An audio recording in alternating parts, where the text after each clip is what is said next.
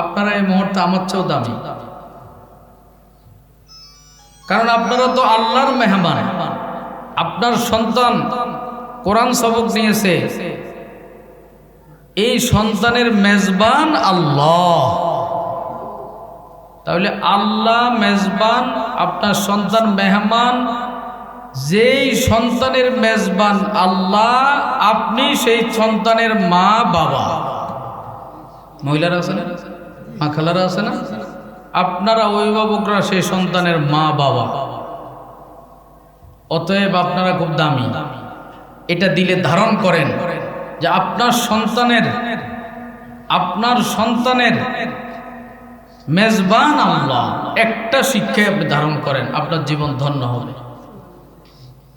অতএব ভাগ্যবান অভিভাবক। কোরআনে আল্লাহ অভিভাবকদেরকে স্মরণ করে একটা আয়াত পাঠাইছেন। ওই আয়াতটার একটা অংশ পড়েছি, সেটা কি? ওয়াজআল লানা মিন লাদুনকা ওয়ালিয়ান ওয়াজআল লানা মিন লাদুনকা নাসীরা।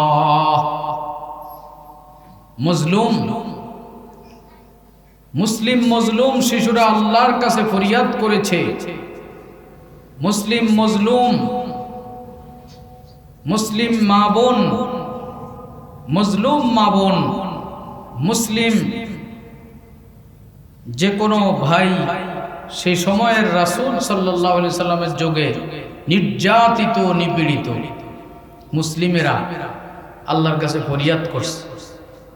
ওয়ামা লাকুম লা তুকাতিলুনা ফি সাবিলিল্লাহ ওয়ামা লাকুম লা তুকাতিলুনা ফি সাবিলিল্লাহ ওয়াল মুস্তাযআফিনা মিনার রিজালি ওয়ান নিসাই ওয়াল বিলদান আল্লাযীনা ইয়াকুলুনা রাব্বানা আখরিজনা মিন হাযিহিল ক্বরিয়াতিজ যালিমি আহলুহা ওয়াজআল লানা মিন লাদুনকা ওয়ালিয়ান ওয়াজআল লানা মিন লাদুনকা নাসীরা। হে আল্লাহ, যেন দ্বীন ও ঈমানের উপরে কায়েম থাকতে পারি, দ্বীন ও ঈমান শিখার জন্য একটা নিরাপদ উত্তম পরিবেশ করে দিন, এবং আমাদের পক্ষে এমন অভিভাবক দাঁড় করিয়ে দিন যে অভিভাবক স্বয়ং আপনি কর্তৃক নির্বাচিত হবে এবং তাদের দ্বারা আপনার দ্বীনের পক্ষে নুসরত আসবে। এই আয়াতের মধ্যে ওলি শব্দের অর্থই হলো অভিভাবক। স্কুল কলেজে অভিভাবক সম্মেলন হয়, ভার্সিটিতে হয়, কিন্তু এই মাদ্রাসার আজকের যে অভিভাবক সভা, এই অভিভাবক সভার শিক্ষার্থীদের মেজবান কিন্তু আল্লাহ তাআলা। এই অভিভাবক সভার শিক্ষার্থীদের শিক্ষকদের শ্রেষ্ঠত্বের সনদ দিয়েছেন কিন্তু আল্লাহ তাআলা। অনেক তারতম্য হয়ে যায় দুই অভিভাবক সভায়। এক পাখি আকাশে উড়ে মরা জন্তু খাওয়ার জন্য, আরেক পাখি আকাশে উড়ে ভালো ভালো শাহীখানা খাওয়ার জন্য। এই মাদ্রাসার আজকে অভিভাবক সভার সাফল্যতা হলো এই অভিভাবক সভায় যারা বাচ্চাদেরকে দিয়েছেন, যেই বাচ্চা কেন্দ্রিক আপনারা এখানে অভিভাবকত্বের সনদ পেয়েছেন, আপনি হলেন রাসূলে কারীম সাল্লাল্লাহু আলাইহি ওয়াসাল্লামের পরিভাষায় যারা শ্রেষ্ঠ তাদের পক্ষের অভিভাবক। অর্থাৎ আপনার জিম্মায় এসে গেছে কোরআনের দেওয়া দায়িত্ব, আপনি হলেন সেই মাপের অভিভাবক। অতএব ভাই ও দোস্ত, মুসলিম মা বোন, আমাদের চাচা বয়সের মুরব্বীরা এবং যুবক একটা বড় অংশ এখানে কয়েকটা দায়িত্ব নিয়ে কথা বলে আমরা মুনাজাতে চলে যাব। কয়েকটা দায়িত্ব নিয়ে কথা বলবো। এক নম্বরের অভিভাবকের দায়িত্ব নিজের দায়িত্ব বুঝা। আজকে অভিভাবক এর মধ্যে কিছুটা গাফলতি হয়, নিজের দায়িত্বটা আমরা বুঝি না। কি দায়িত্ব? নিজের মর্যাদা আমরা বুঝি না। আমরা মনে করি স্কুল কলেজের অভিভাবক ও অভিভাবক, আমিও অভিভাবক। না, জাগতিক শিক্ষা প্রতিষ্ঠানের অভিভাবক মুহাম্মাদুর রাসূলুল্লাহর শিক্ষা প্রতিষ্ঠানের অভিভাবকে আসমান জমিনে তফাৎ হয়ে যায়। আপনি যখন স্কুলে আপনার ছেলের অভিভাবক সভায় যাবেন, আপনি এক ধরনের অভিভাবক। যখন এই মাদ্রাসার অভিভাবক সভা আসবেন, তখন আপনি সরকারে দু জাহান শফিউল মুজনিবিন মুহাম্মদ সাল্লাল্লাহু আলাইহি সাল্লামের শিক্ষা প্রতিষ্ঠানের আপনি এখন অভিভাবক। আপনাকে এটা বুঝতে হবে, জানতেন কথা নয়। সদহাজারা শুক্র তেরা আয় মেরে পরওয়ারদিগার, সদহাজারা শুক্র তেরা আয় মেরে পরওয়ারদিগার, লুৎফে তেরা বেকিরা হায় ফজলে তেরা বেশুমার। আল্লাহ, আমি অযোগ্য ছিলাম, নবীর চাচাকেও তুমি ঈমান থেকে বঞ্চিত করছ। নেমতে ইসলামে দি, নেমতে ইসলামে দি, দৌলতে ঈমান দি, উম্মতে আহমদ বানাই ফজল সে আয় কিরদিগার। নবীর রক্তের চাচাকে বঞ্চিত করছো, আমাকে শুধু হেদায়াত দিছো তা না, হেদায়াত প্রাপ্তদের অভিভাবক বানাইছো। এই জন্য তোমার কাছে আমি শুকরগুজার। সকলে বলেন আলহামদুলিল্লাহ, সকলে বলেন আলহামদুলিল্লাহ। এক নম্বরের দায়িত্ব আজকের প্রত্যেক অভিভাবক, প্রত্যেক মা বোন, প্রত্যেক পুরুষ, সবাইকে এই দায়িত্ববোধ নিজের মধ্যে জাগ্রত করতে হবে যে আমি জানতেন অভিভাবক নয়, যার তার অভিভাবক নয়, আমি অনেক উঁচু মাপের অভিভাবক।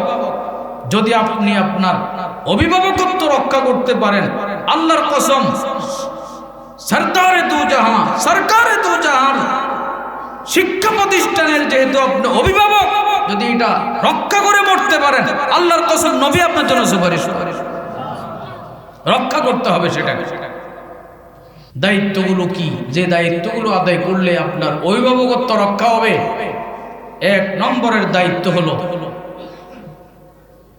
আপনার ইনকামটা হালাল করতে হবে।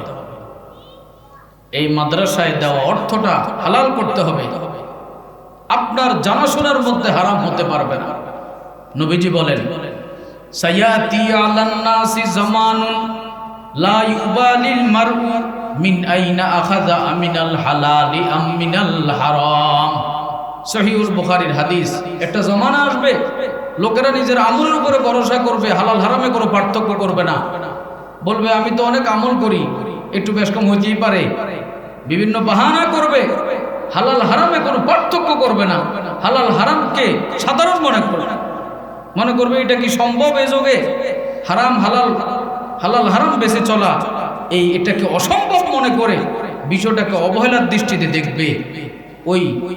ওইটার ব্যাপারে সতর্ক থাকতে হবে, ওলামাদের থেকে শিখতে হবে কোনটা হালাল কোনটা হারাম।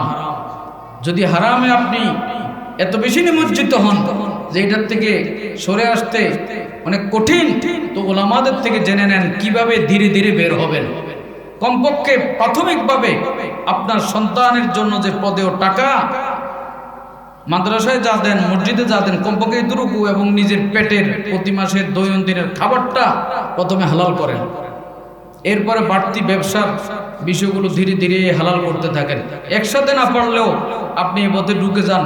হালাল হারামে পার্থক্য করার জন্য আপনি হাঁটি হাঁটি পা পা করে অগ্রসর হতে থাকেন, আল্লাহর কাছে দোয়া করতে থাকেন।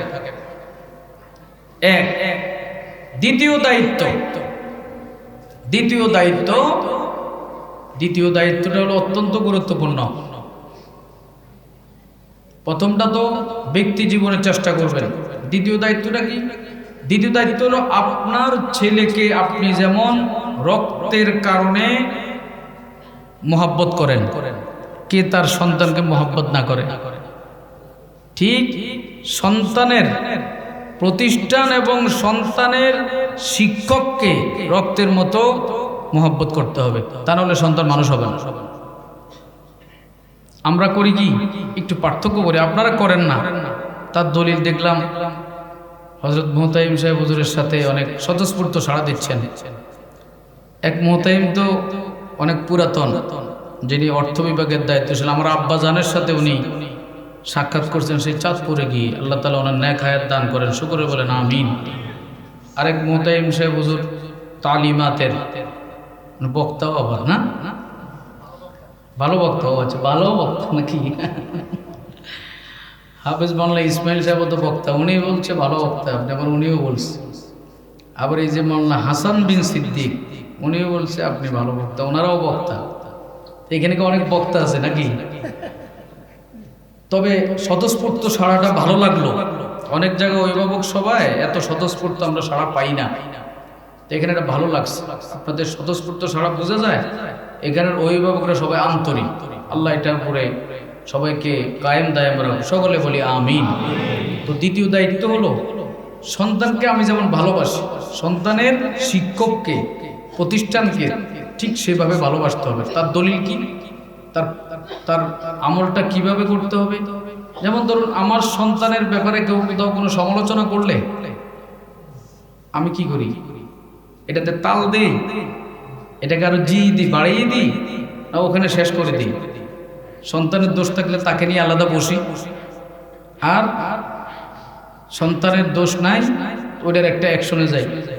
ঠিক অভিভাবকের দায়িত্ব হলো আমার ছেলেকে যে শিক্ষক পড়াচ্ছে তার ব্যাপারে আমার কিছু কানে আসছে, কিন্তু যদি সেই দোষটা সত্য হয়, কিন্তু এই শিক্ষক তো এমন যে সে আমার ছেলেকে তার সিনায় আল্লাহর কালাম ঢুকাইছে।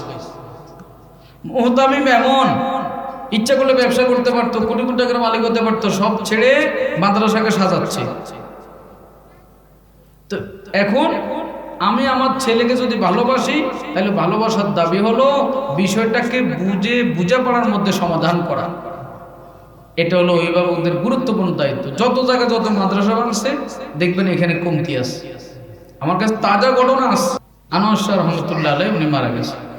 উনি যখন হেফজখানে পড়তেন, তা আমি আজ থেকে কত 22-23 বছর আগে মুসলিম শরীফ পড়েছি।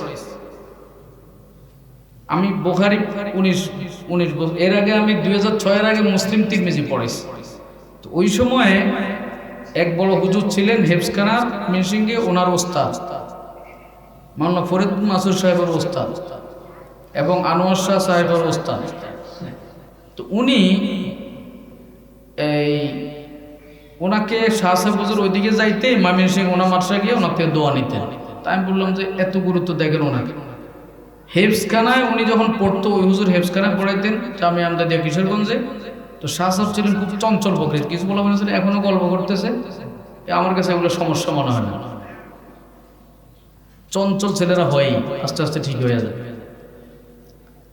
এগুলো মেনে নিতে হয়, আস্তে আস্তে সব ঠিক হয়। তো এই উনি ছিলেন চঞ্চল প্রকৃতির। তো আগের জগতে মারধর কোনো দোষ ছিল না, স্কুল কলেজও মার হইত, স্কুল কলেজও কিন্তু খুব মার ছিল, হিন্দু স্যারও মারত। আমার এক ছেলে মাদ্রাসা থেকে পলায়ে চলে গেছে, আমার ছেলে না, আমার ছাত্ররা। পরে পরে আনতে আমি বাড়ি চলে গেছি, আগে আমি এগুলো করতাম, এ অভ্যাস ছিল, হুট করে বাড়ি যেতাম, ভাই চলো মাদ্রাসা চলো। তা আমি বাড়ি আনতে গেছি, পরে ওর বাবা খুব খুশি, ওরা জেনে যে হুজুর এই যুগে আপনি ওর বাড়িতে আসছেন ওরে নিতে। আমাকেও স্কুলে এক স্যার ছিল, হিন্দু স্যার, এই ছেলেদেরকে এরকম আদর করত। তো ওই যুগে হিন্দু স্যাররাও হুজুরদের সংস্পর্শে ঈমান আনতো না, কিন্তু ভদ্রতায় হুজুরদের থেকে শিখতো কিছু। তো রাগ উঠছে, তো এক বাড়িতে কান দিছে ফাটাইয়া, চপ করে বাড়ি মারছে। কানে কানে মারা ঠিক না, চেহারা মারা ঠিক না, কিন্তু ওনার রাগ উঠছে, হয়ে গেছে। তো এই যোগ হলে এটাকে ভিডিও করতো, প্রচার করতো, অ্যাকশনে যাইত। কার ছেলে? মাওলানা আতার আলী ছেলে, 69-এ যিনি পার্লামেন্টের এমপি ছিল। কোন পার্লামেন্ট? পশ্চিম পাকিস্তান, পূর্ব পাকিস্তান তখন এক দেশ ছিল, সেই সময় উনি এমপি। বুঝেন কেমন পাওয়ারফুল নেতা।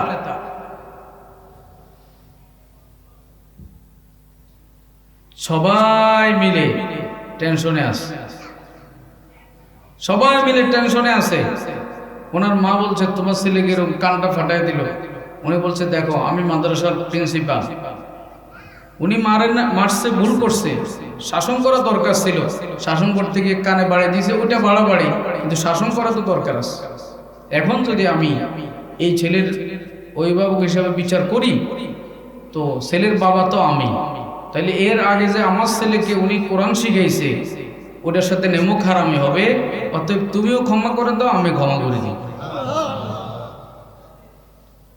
হযরত মাওলানা আনোয়ার শাহ জমানার সেরা কারি হয়েছে, বড় সাহেব বলে দিচ্ছিলেন, আবার তেলাওয়াতেও বড় কারি। এখনকার কারি দিচ্ছে, ওনার তেলাওয়াত অনেক ভালো ছিল। এই মা বাবা এমন হইতে হয়, এমন হইতো। এক ওসি আমার সাথে বলছে, বালুকা থানার ওসি ছিলেন তিনি। থানায় আমি একাধিকবার যাওয়া লাগছে আগের আমলে। তো ওসি আমাকে একটা ঘটনা বললেন যে হুজুর আমি এই চেয়ার কিভাবে পাইছি জানেন? তাই বললাম কিভাবে? গল্প করছে আর কি।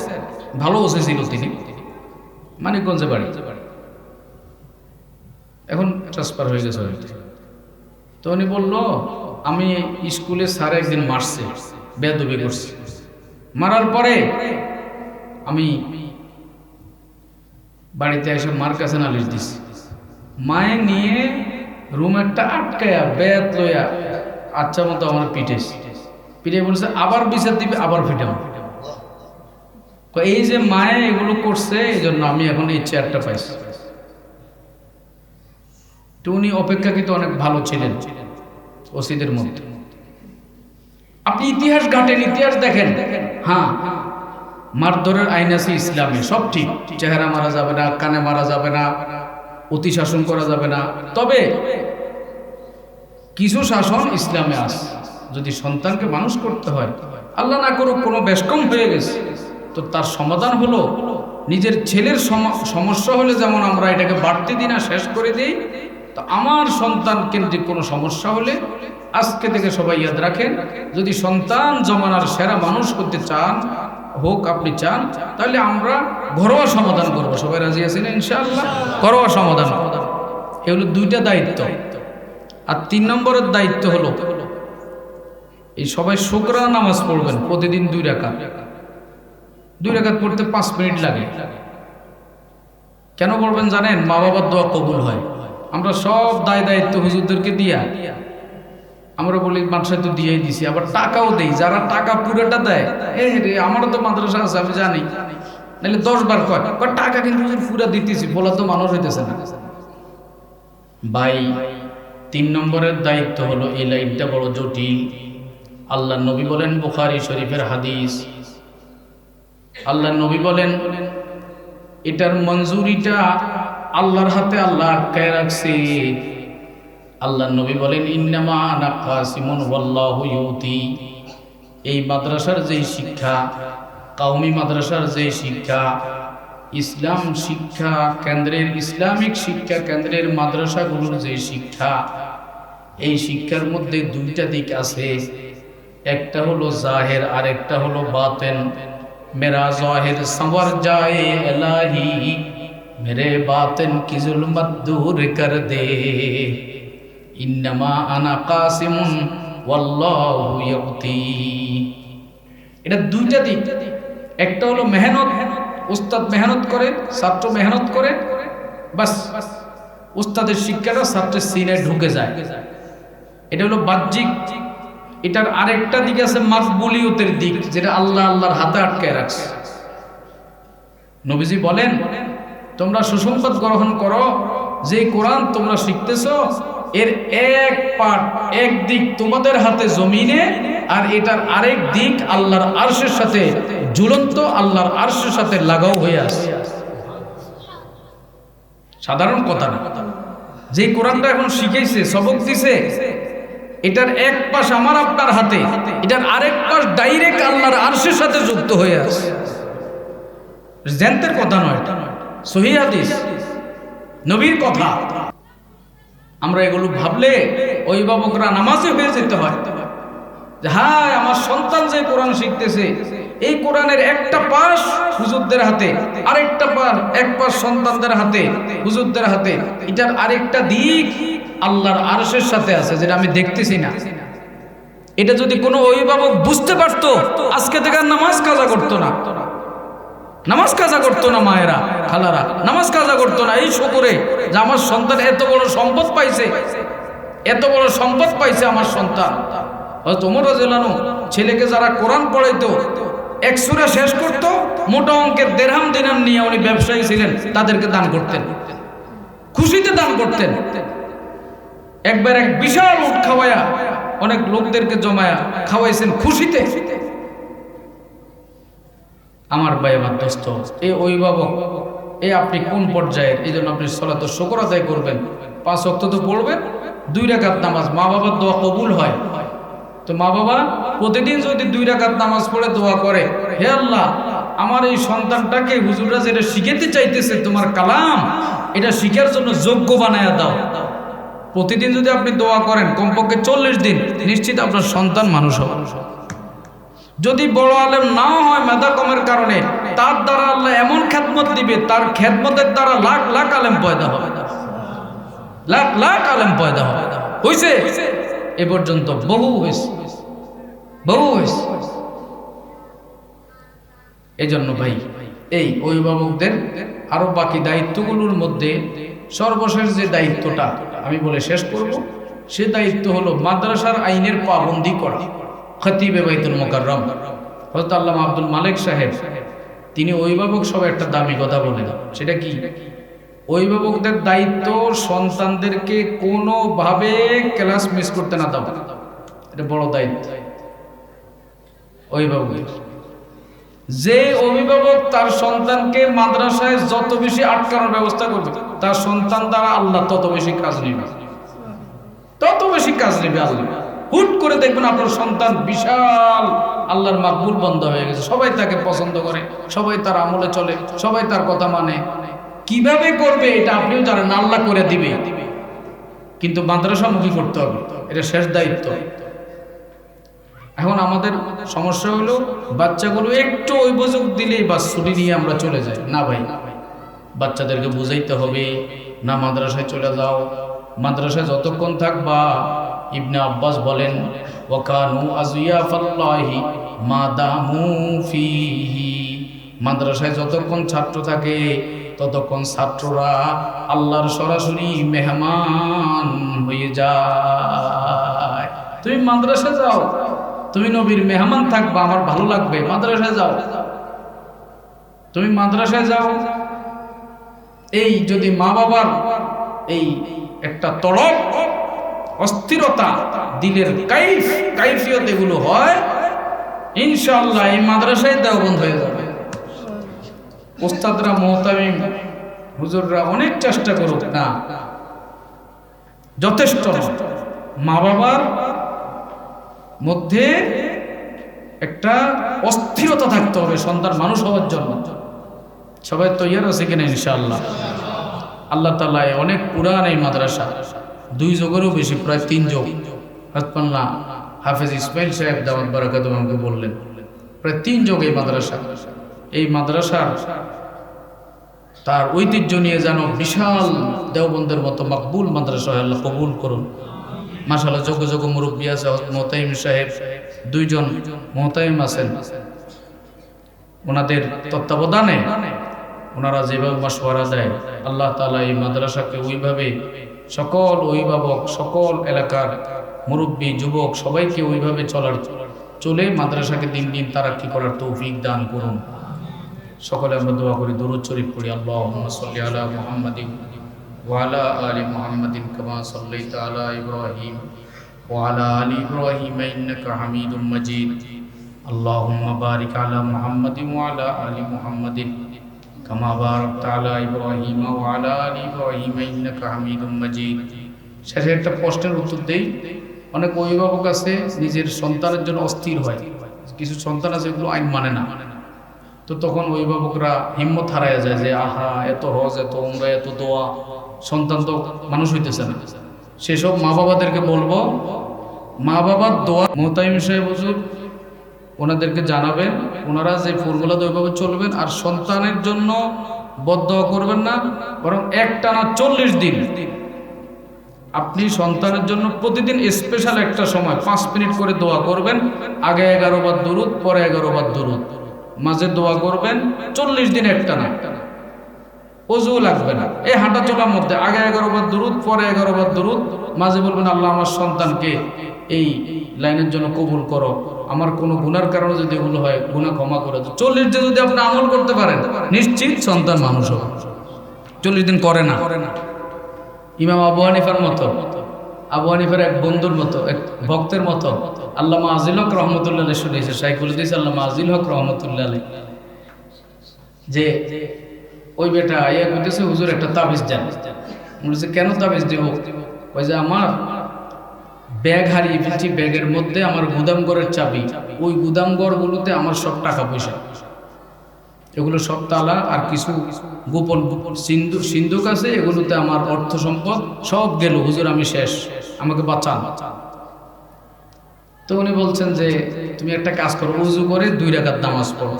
লোকটা খেপে গেছে, আপনি একটা জ্ঞানী মানুষ, এখন নামাজ পড়তে মন চায় আর একটা তাবিজ দেন। উনি করেন আমি তাবিজ দিব না, উজু করে 2 রাকাত নামাজ পড়ো। পরে সে রাগ করে চলে গেছে। পরে ওই লোককে পায় না। আবু হানিফা তো ব্যবসায়ী ছিলেন, বাগদাদ বন্দরের মালিক ছিল ওনার বাবা। মালিক মানে ওই যে সরকারি ইজারায় দেয়, ওটা ছিল ওনার বাবা। এবার বুঝেন কেমন ধনী, বন্দরের ইজারাদার ছিল, এবার বুঝেন কেমন ধনী। কোটি কোটি টাকা ওই যুগে ছিল না, ওই যুগেই কোটি পাওয়া যায় শব্দ। তো হঠাৎ একদিন মার্কেটে ওই বন্ধু বললো এইদিকে আসো, তুমি কি রাগ করছো? কয় না হুজুর। কয় কেন? তুমি তো আমাকে জানাইলে না, পরে নামাজ পড়ছো কিনা, চাবি পাইছো কিনা? কহ হুজুর পাইছি। কত কেমনে পাইলেন? কয় রাকাত পড়ছো? কয় এটা কইতে তো শরম লাগে, উজু করে 2 রাকাত নামাজে দাঁড়াইছি, রুকুতে যাওয়ার আগেই মনে হয়েছে চাবি অমুক জায়গায়, সাথে সাথে নামাজ ছেড়ে দিছি, দৌড় যে চাবি নিয়ে নিছি তাড়াতাড়ি। তো আবু হানিফা বললো আমি তোমাকে কেন নামাজ পড়তে বলছি জানো? তুমি তো আমি চেহারা দেখে বুঝছি তুমি নামাজ পড়ো না। এখন যখন তুমি উজু করে নামাজে দাঁড়াইবা, তো ইবলিস একটা মিটিং ডাকবে যে হঠাৎ এই লোক নামাজ ধরলো কেন। তো ওইখানে রিপোর্ট যাবে যে নামাজ ধরছে কেন বুঝো না, চাবি হারাইছে। তখন এক ইবলিস আরেক ইবলিসে বলে দিবে তাড়াতাড়ি ভিতরে ঢুকে কার মনে করে দে চাবিটা অমুক জায়গায়। কথাটা বুঝছেন না? এই হালাত হয়েছে আমাদের। তো এই জন্য আমরা 40 দিন করি না। সমস্যা হলো এখানে, একটু ছেলের মনোযোগ হয়েছে বস 40 দিন আমল ছেড়ে দিবে, বলবে এই যে একটু মন হয়েছে না, 40 দিন একটানা করবেন, নিশ্চিত সমাধান হবে। আল্লাহ তাআলা কবুল করুক।